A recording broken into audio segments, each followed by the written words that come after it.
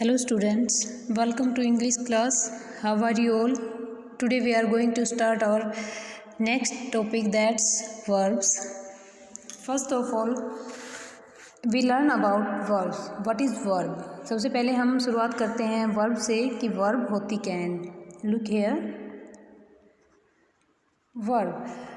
जब आप वर्ब की बात करते हैं, verb means N action word. Yeah, you can say a verb is a word that denotes an action or position. अगर आप वर्ब की बात करते हैं तो बहुत सारे एग्जाम्पल हैं जो आप कह सकते हैं कि ये एक्शन वर्ड हैं. जैसे यू कैन से प्ले,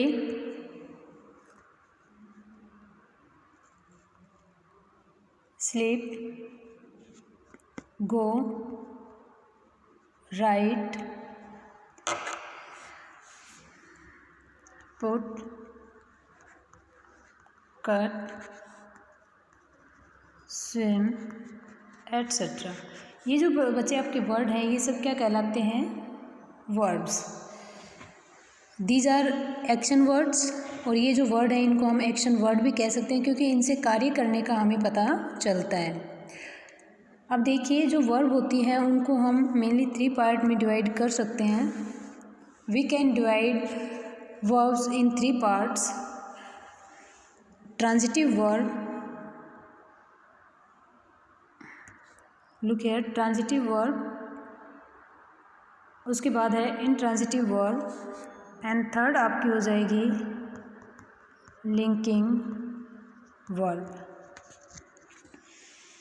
अब देखिए, अभी हम केवल ट्रांजिटिव और इंट्रांजिटिव वर्ब के बारे में ही रीड करेंगे. देखिए, first transitive verb. What is transitive verb?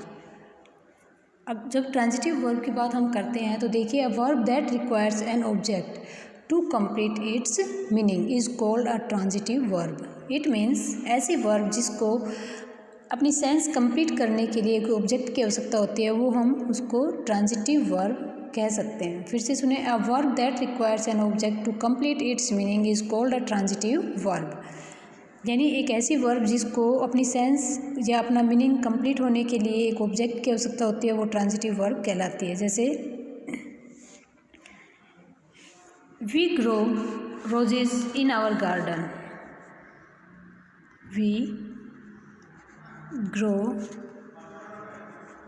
Roses in our garden. अब look here, grow is transitive verb है. जैसे, क्योंकि जहाँ अगर आप ग्रो की बात करते हैं तो इसमें आप देखिए, we grow roses in our garden. आपको अगर इससे क्वेश्चन बनाते हो तो आपको व्हाट का आंसर यहाँ मिलेगा और जहाँ आपको व्हाट का आंसर मिले वो आपकी ट्रांजिटिव वर्ब होती है. जैसे अगर आप क्वेश्चन करते हैं what do you grow, you can say what do you grow, you can say we grow roses in our garden. तो यहाँ आपको आंसर वर्ड से मिला. It means it's your transitive verb. ये आपकी कौन सी वर्ब हो गई है? Transitive verb. ट्रांजिटिव वर्ब के बारे में फिर से सुनिए, a verb that requires an object to complete its meaning is called a transitive verb.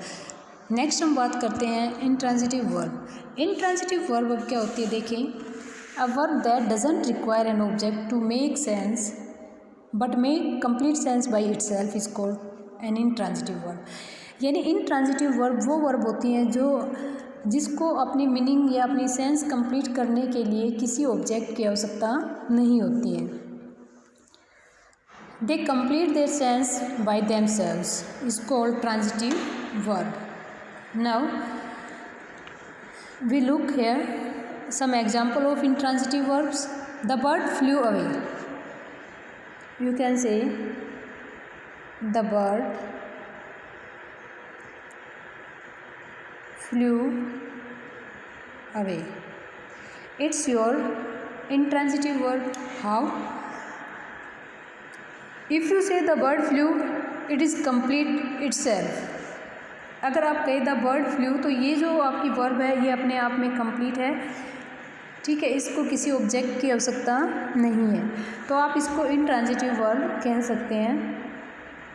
The bird flew away, it's your intransitive verb. Now You look some example of transitive verb. Look here. She